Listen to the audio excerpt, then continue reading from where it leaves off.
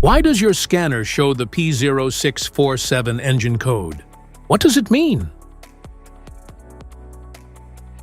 P0647 is a diagnostic trouble code for A or C clutch relay control circuit high. The P0647 engine code for indicate your vehicle's powertrain control module, PCM, has detected a voltage reading in the air conditioning compressor clutch relay circuit. Under this circumstance, short-distance driving is permitted, but your vehicle should be repaired as soon as possible. So, what causes this imbalance? Here are the most common culprits. This error can be caused by these possible faults in your vehicle. Faulty A or C clutch relay. Short to power and wiring. Corroded or loose connectors. Bad ground connection.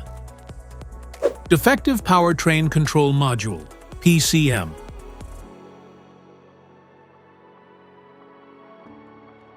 Each DTC code corresponds to a specific issue in your vehicle. This error code occurs in any OBD2 equipped vehicles, especially in those manufactured since 1996, and it is commonly found in vehicles like Ford, BMW, and Audi.